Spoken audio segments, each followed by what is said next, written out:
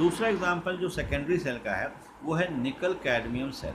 जो निकल cadmium cell है बेटे, ये सेल यूज़ होता है जो हमारे इमरजेंसी लाइट वगैरह हम घरों में यूज़ करते हैं छोटी सी, उसके अंदर होता है, या इसको हवाई जहाज़ में यूज़ करते हैं। ये कॉस्टली होती है। बस थोड़ा सा डिफरेंस ये है कि पिछली वाली जो आपने बैटरी पढ़ी उसमें सल्फ्यूरिक एसिड यूज़ किया था।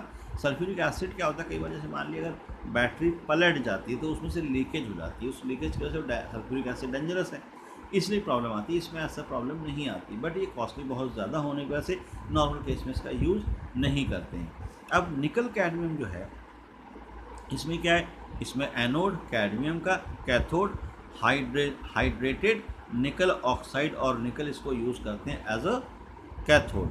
अच्छा, इलेक्ट्रोलाइट इसमें होता है aqueous solution of potassium hydroxide.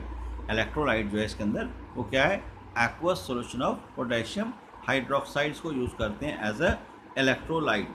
Anode पे यहाँ जो रिएक्शन है क्या हुआ, cadmium 2OH negative ion CdOH2 plus 2 electron, और एनोड पे जो रिएक्शन होती है वो है NiO2 plus 2H2O, CdOH twice बन जाएगा 2H,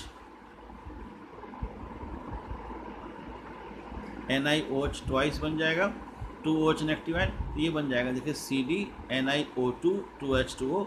यहाँ पर सिंपल है, कैडमियम निकल ऑक्साइड वाटर, कैडमियम हाइड्रोक्साइड निकल हाइड्रोक्साइड, और ये कंप्लीट रिएक्शन है ड्यूरिंग डिस्चार्जिंग, जब बैटरी यूज़ हो रही होती है।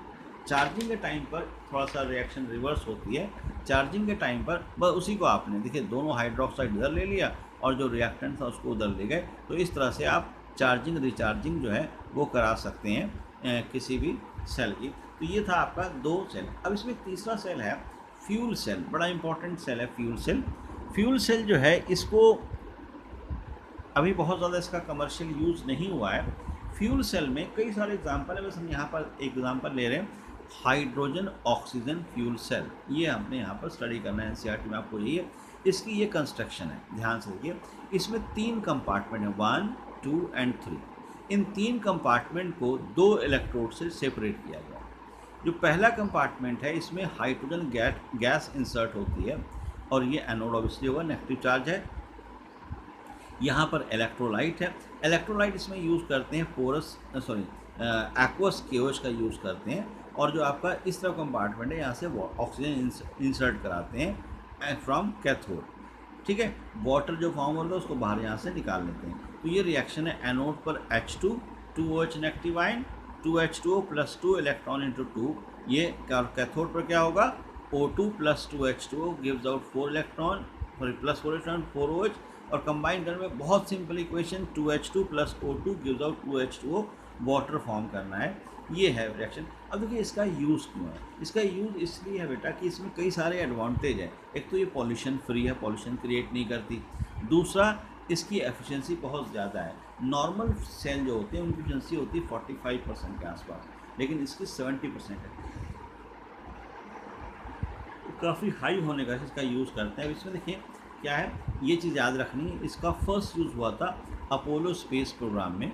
अपोलो स्पेस शटल जाती हैं उनमें सबसे पहले इसको यूज़ किया गया था।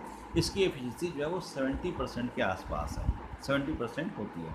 अच्छा, फ्यूल सेल जो है इसमें आप हाइड्रोजन ऑक्सीजन, यहाँ पर मीथेन, इथेन, ब्यूटेन भी यूज़ कर सकते हैं, क्योंकि इनकी कंबशन होगी जिससे भी एनर्जी प्रोड्यूस होती है। तो ये अलग मतलब चीज़ है, याद रखनी है आपने। अगर पूछ लेते हैं कि वो कौन सा मटेरियल है हम इसकी जगह पर यूज़ कर सकते हैं, तो मीथेन, इथेन, ब्यूटेन, इसको यूज़ आप कर सकते हैं।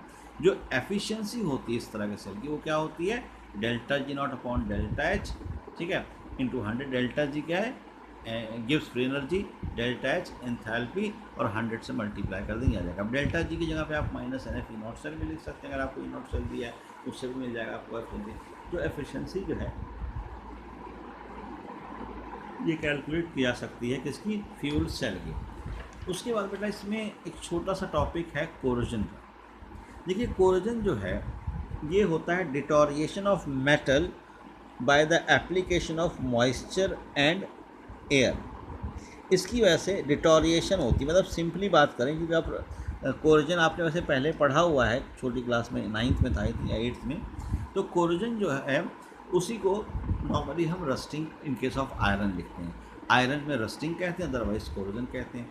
तो कोरोजन जो है इसमें एक्चुअली रिडॉक्स रिएक्शन होती है, इसलिए एक तरह का इलेक्ट्रोकेमिकल सेल है। ये एक इलेक्ट्रोकेमिकल सेल है कोरोजन, जो मतलब जो कोरोजन होता है। तो corrosion is a redox process.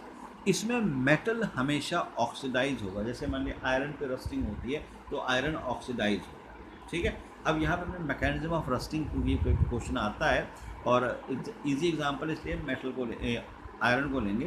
क्या होता है देखिए यहाँ पर पहली स्टेप में वाटर और कार्बन डाइऑक्साइड, वाटर मॉइस्चर से, कार्बन डाइऑक्साइड एटमॉस्फेयर से कंबाइन होकर H2CO3 फॉर्म करती है, इसे कार्बोनिक एसिड कहते हैं। ये कार्बोनिक एसिड डिसोसिएट होकर 2H पॉजिटिव आयन और CO3 2 नेगेटिव आयन प्रोड्यूस करती है, और जो वाटर है वो भी H positive H negative ion produce करता है। इन आयंस की वजह से रस्टिंग होगी, और आयरन का जो आर्टिकल है वो ऑक्सीडाइज होकर Fe2 पॉजिटिव आयन फॉर्म करता है। ये जो रिएक्शन इसे एनोडिक प्रोसेस कहते हैं। और कैथोड पे क्या होता है, जो ऑक्सीजन, वाटर एंड इलेक्ट्रॉन, ये इनका 4OH नेगेटिव आयन फॉर्म करते हैं, ये है आपका कैथोडिक प्रोसेस कहलाती है। अब ओवरऑल रिएक्शन दोनों को ऐड कर दिया, आपको ये मिल गया। E0 सेल की वैल्यू इसकी क्या होती है, पॉजिटिव होती है, ठीक है।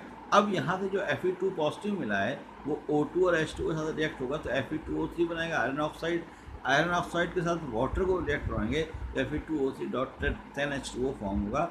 यहाँ पर 10H2O XH2O सॉरी, जो XH2O है क्योंकि फिक्स नहीं है एक्स वाटर मॉलिक्यूल कितने हैं, इसलिए Fe2O3.XH2O लिया।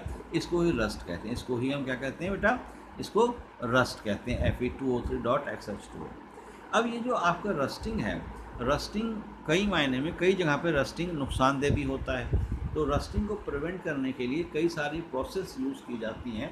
जैसे रस्टिंग की बात करें तो रस्टिंग में प्रिवेंट करने के लिए हम जो एंटी रस्ट सॉल्यूशन होते हैं, एंटी रस्ट सॉल्यूशन बहुत सारे होते हैं जिनका हम मतलब जो है पॉलिश करते हैं, जो आर्टिकल जो रस्ट होना होता है, और उससे रस्टिंग को रोक सकते हैं। दूसरा एक प्रोसेस है इसमें जिसे कहते हैं सैक्रिफिशियल प्रोटेक्शन, और सबसे इम्पॉर्टेंट यही है। सैक्रिफिशियल प्रोटेक्शन का मतलब होता है कि एक एलिमेंट अपने आप को दूसरे के लिए सैक्रिफाइस करे। जैसे जिंक जो है, ये इसको अगर आप आयरन के आर्टिकल पे कोट कर दें तो आयरन नहीं बट जिंक खुद रिएक्ट कर जाएगा। इसने जिंक ने क्या किया, अपने आप को सैक्रिफाइस किया। इस तरह की प्रोसेस कहलाते हैं गैल्वनाइजेशन कहते हैं। बहुत इंपॉर्टेंट टर्म है गैल्वनाइजेशन।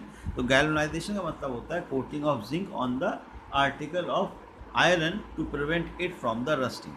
रस्टिंग क्यों होती है, ऑक्सीडेशन की वजह से होती है। तो एक मेथड होती है इलेक्ट्रिकल प्रोटेक्शन। इलेक्ट्रिकल प्रोटेक्शन में हम क्या करते हैं, या ये बेसिकली यूज़ किया जाता है जैसे जो बरीड पाइपलाइंस होती हैं, जैसे सी पाइपलाइंस हो गई, गैस पाइपलाइंस हो गई, जो ज़मीन के अंदर दबी होती हैं, उनमें रस्ट ईजी लगता है क्योंकि जो सॉइल है उसमें मॉइस्चर बहुत ज़्यादा होता है। तो ऐसा ना हो इसलिए हम क्या करते हैं, वहाँ पर जो आपके एक सेल लगाते हैं, बैटरी लगाते हैं, और बैटरी को इस तरह सेटअप करते हैं कि बैटरी जो है अपने इलेक्ट्रॉन जो मतलब लूज़ ना, जो मेटल उसका इलेक्ट्रॉन लूज़ ना होने दे। जैसे मान लिया आपने आयरन के साथ लगा दिया तो आयरन के इलेक्ट्रॉन को लूज़ नहीं होने देगा। ऐसे केस में हम उसको यूज़ करते हैं और कहते हैं वो आपका इलेक्ट्रिकल प्रोटेक्शन होती है। तो ये सारी चीज़ें बेटा हम यहाँ पर स्टडी कर रहे थे। ये चैप्टर आपका है, ये कंप्लीट हुआ। इसके बाद हम जो है नेक्स्ट चैप्टर पे मूव करेंगे। इसके कोई डाउट्स वगैरह हो तो आप मुझे सेंड कर सकते हैं।